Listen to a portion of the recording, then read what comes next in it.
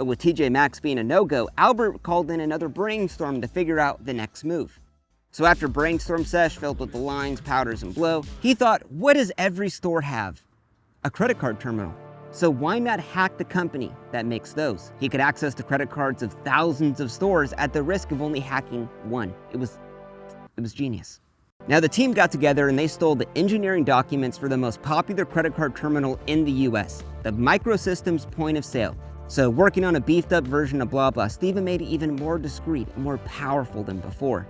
But how do you get BlaBla on thousands of terminals all across the US? Simple. They found a company with shoddy security, in this case Dave & Buster's, hacked inside of its corporate servers and then pushed a bunk update with BlaBla installed to it on all of their terminals. It was genius. BlaBla got installed on so many terminals that it is still unknown to this day how many they got it on. Stealing tens of millions of credit cards, Maxime and Albert had figured out a literal money printing machine and the crew was living it up. Chris began having 10-person orgies with Miami's finest escorts of the night. Albert paid cash for a beachfront Miami condo, convertible BMWs, and began burying millions of dollars. But what's insane about this is Stephen Watt, the guy that wrote BlaBla, the guy responsible really for all of this, did not make a nickel, but he didn't want to. He wrote BlaBla to screw over the man.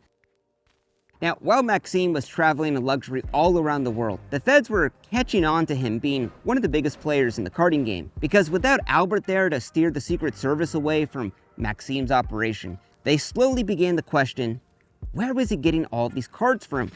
So called Operation Carter Chaos, the Secret Service began tailing Maxime all across the world. And they were trying to find the perfect time to clone his hard drive and comb through all of his messages to figure out his supplier. Now, for months, they tailed him at cigar lounges in Dubai to strip bars in Thailand. But when the Secret Service lured Maxime with escorts into a Turkish nightclub, that's when they finally cloned his hard drive. But after months of this worldwide chasing all around the world, they would finally crack the case and his hard drive, was encrypted. They couldn't read on it. So just to get his password, the Turkish escorts bring Maxime into the police, and after a 36-hour Turkish torture session filled with escorts watching, he finally tells them the password. Now, between the tens of millions of stolen credit card numbers, malware, sniffers, viruses, they finally find the American responsible for Maxime's success. Soup Nazi.